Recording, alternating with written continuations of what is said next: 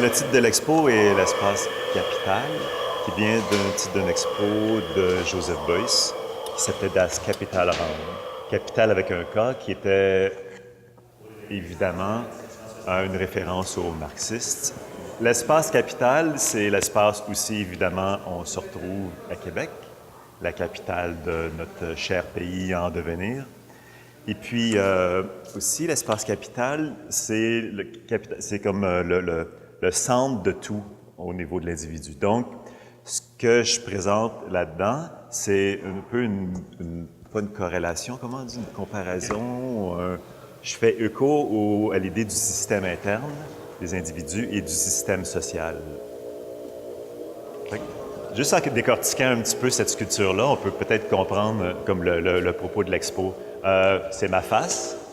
Je l'ai placée juste à la hauteur où tu n'as pas le choix. La moyenne des gens ont à regarder un peu par en haut. Puis je me suis fait un genre de sourire un petit peu narguant, comme ça, mais les yeux en méditation fermés. Donc concentrés vers l'intérieur.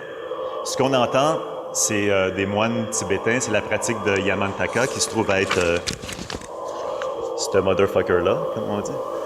Il y a plusieurs Bouddhas qui sont, on appelle courroucés. Ça, c'est Manjushri. Puis quand il est vraiment en tabarnak, il devient Yamantaka. Donc, c'est la pratique de Yamantaka, qui est des pratiques très avancées du bouddhisme tibétain. Puis, le visage imperturbable en méditation, même s'il se fait, tu sais, il se fait vraiment tout le temps gosser comme ça, mais il n'y a rien de stable dans la vie.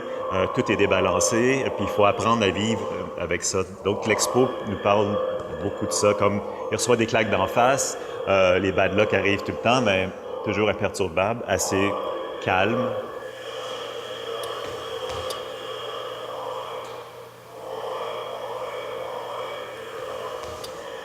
Tout mon travail s'articule alentour du bouddhisme. Ça, c'est pour moi. T'sais. Mais je révèle quand même ces secrets-là aux gens parce que ça peut les intéresser.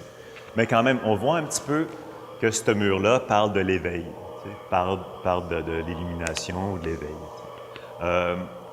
Parle en même temps de l'idée que de changer un système interne, comme le système de l'ego qui n'a pas envie de changer pantoute, il se défend fort en esti. Mais il faut y aller assez virilement pour le changer, ce système-là. Donc, c'est pour ça qu'on voit des pièces comme le réveil est souvent difficile, pratiquant en vacuité est incurable. Puis aussi, il y a des mots qui sortent de films western comme « back off, make my day », qui sont assez guerriers, mais d'une façon un peu spaghetti western ou slapstick. T'sais.